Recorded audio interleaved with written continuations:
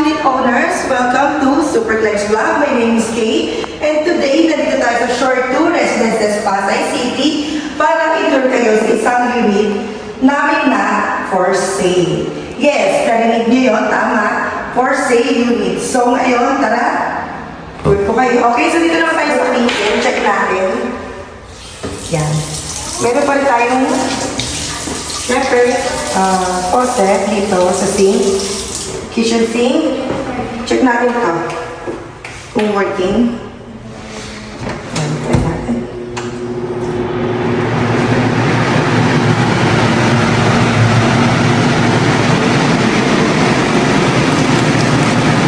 Ayan, hindi na. Ayan, working pa rin naman.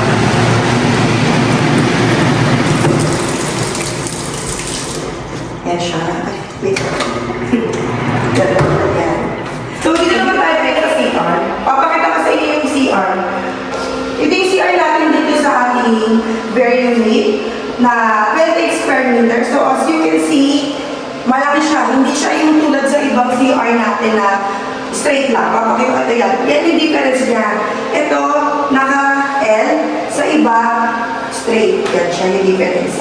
Yan yung difference. Tapos, still, meron pa rin tayong shower dito. Yan. Water closet. Meron na. Meron na rin tayong mirror. Yan siya. So, dito lang tayo ngayon sa sala and dining area. So, as you can see guys, meron tayo din na dito sa gilid. Kasi nga, end unit to. Yan. Pakita ko sa inyo yung itsura ng ating view dito sa end unit. Yan, nakita niyo yung yan, dyan sa kabilang yan, shore. Sa kabilang side dito, yung amenity. Yung tapat na yan, tower 2 na yan. Yan siya.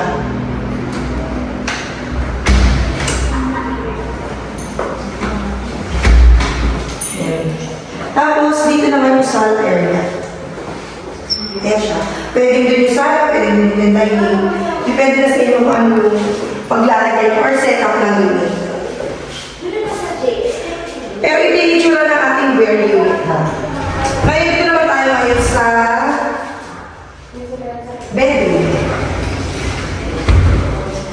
Yan.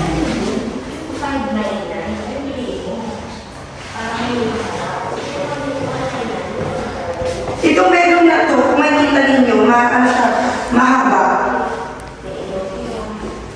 Pag naglagay tayo ng king size bed dito, meron pa siyang sobra dito. Hanggang dito lang yung king size bed. Pwede rin naman yung king size bed natin nakapahalang or paaba. Ganon. Bali, ang unit dito sa Shore 2 Tower 1, big cut na siya. Nasa 28 square meter. Tapos, ito naman yung balcony.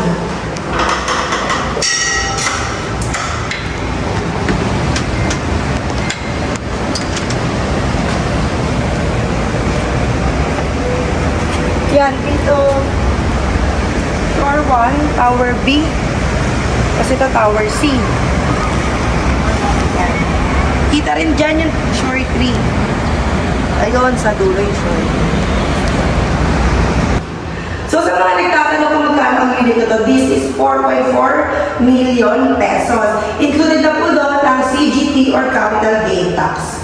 And sa mga nagtatanong if cash or bank loan, this is cash po with title on hand na. So, once na mabili ninyo ang unit na to, transfer namin agad sa pangalan ninyo since meron naman tayong title. And of course, meron din babayaran si buyer dito such as documentary stamp which is 1.5%, registration tax, transfer tax, and notary, yan. Yan yung mga babayaran. May mga other expenses na kailangan din bayaran ni buyer. So, sa mga nagtatanong kung saan kami makakontak, ito po, sa baba, yung aming email ad and yung aming Facebook page. Pwede nyo rin kami i-message. Pag sa mga gustong bumili ng unit or magpabenta ng unit, huwag lang umiyak i-message Super Clem Realty dito sa aming Facebook page or email address. Pwede nyo rin kami tawagan sa phone number number dito, nakalagay na yan dito sa baba, na aming YouTube channel. Yeah. Again, my name is Kay. Thank you for watching, and please do not forget to like, share, and subscribe to Super Next channel. Bye!